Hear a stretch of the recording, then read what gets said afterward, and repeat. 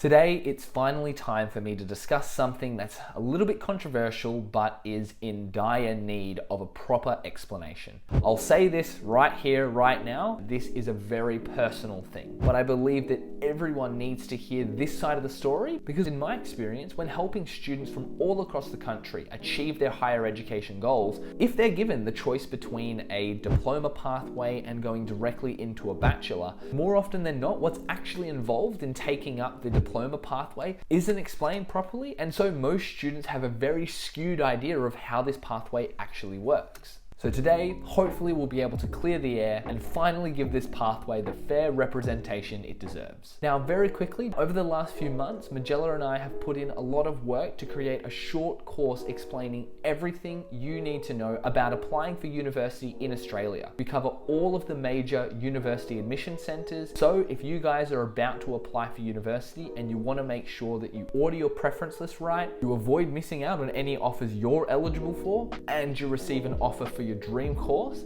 then we would really appreciate if you could just go to the description, click on the link and check it out. Only 20 minutes worth of content, but those 20 minutes will take you through everything you need to know step by step and explaining exactly how the system works and what you need to do in order to receive multiple university offers. But now that that's out of the way, let's jump into it. If I could go back and could actually get directly into my bachelor's degree from day one, I would still choose to do the diploma in my first year and then articulate into the second year of the bachelor's. But let me explain why. The first reason really comes down to the nature of the program itself. If you think about it, this is technically an alternative pathway. So that pathway is there for those who can't directly get into their dream bachelor's degree. So to ensure that the students going through the diploma pathway can actually perform at the required level when they do make their transition into the second year of the bachelor's degree, something has to happen during that first year that's different from the normal bachelor students. And while I can't speak for every university,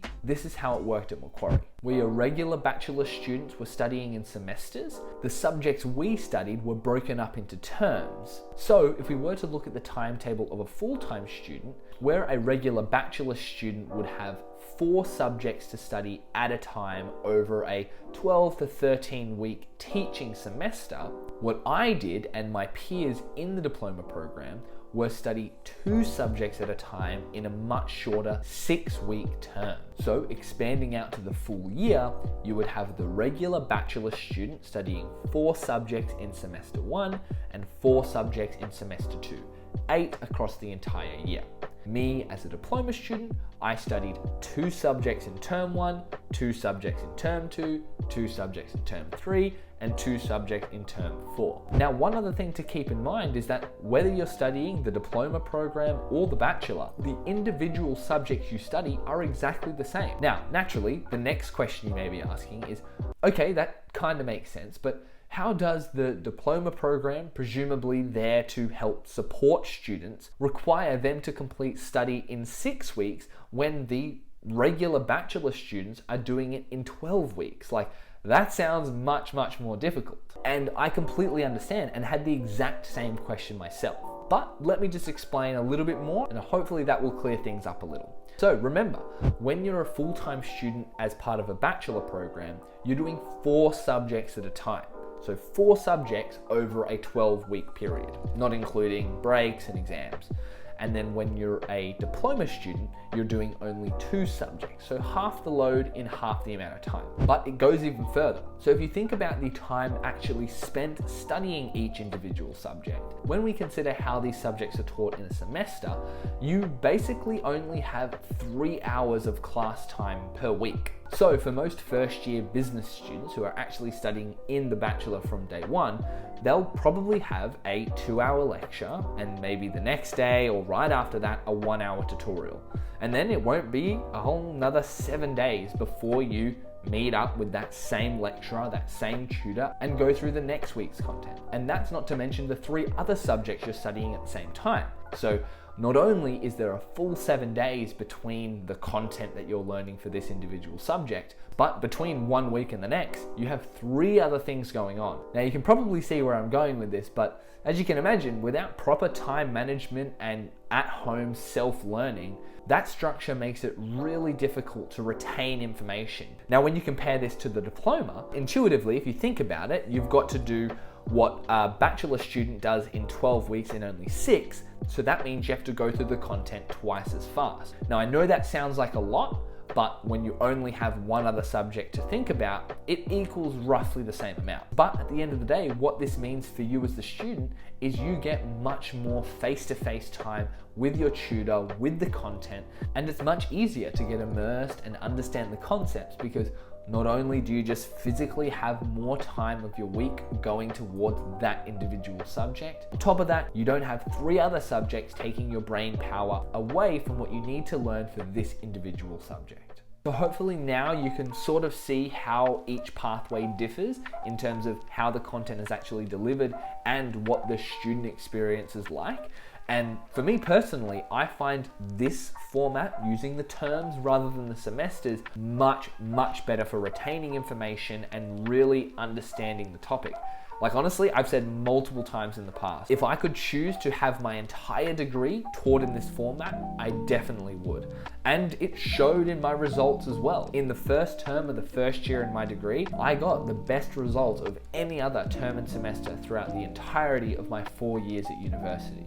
And I put most of that down to this way of learning. Now, while that, in my opinion, is definitely the biggest advantage for doing the diploma over going straight into the bachelor, there are a couple of other things that I definitely want to mention here. The first one of these cool perks is that by doing this diploma, I technically finished my 8 subjects of the full first year of my degree, and I'll never forget this day, on the 9th of September. To put that into perspective, most students who do a bachelor's degree won't finish their final exam for the year until usually late in November.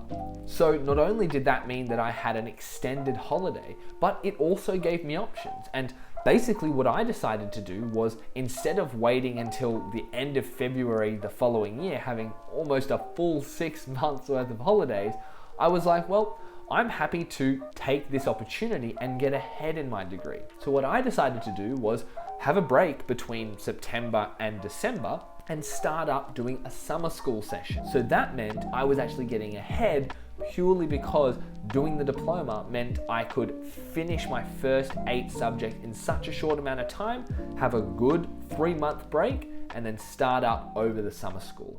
The next cool benefit is that I actually have an extra qualification compared to those who spent the same amount of money and the same amount of time at university. Because, as we've described before, the 8 subjects that you complete as part of the diploma are the exact same 8 subjects that you do in the bachelor. Basically, what I did was utilize that first year as a qualification on its own, get my own diploma certificate from that, and once I'd articulated into the bachelor's degree, that first year still counted as the first year, and I continued on and completed the 2nd and the 3rd year, and then got another certificate.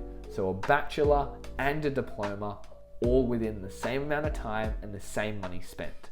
And the final benefit for me personally was just how simple it was to go to class. Now, for those of you who haven't been to university before, it may be kind of difficult to get your head around it, but if you went to a high school or a primary school that had a huge campus, then you may know the pain of having to walk through 40-degree heat 3 kilometers from one end of campus all the way to the other. Now, I definitely did have to suffer that in my 2nd and 3rd year, but while I was studying the diploma, all of the subjects I did were on Macquarie's campus, and they were all within the same building. And to make things even better, that building was within 100 meters of the center of campus with all of the food stalls, all of the exciting stuff. So that meant that I could come to one building, be there all day, and when I need to go on a lunch break, walk 100 meters to the middle of campus, get my food and go back. No need to be walking kilometers across campus or anything like that. Now, I obviously know this is a very unique thing to the uni that I went to and my experience, but this is a benefit that was awarded to me purely because I did a diploma program, and something that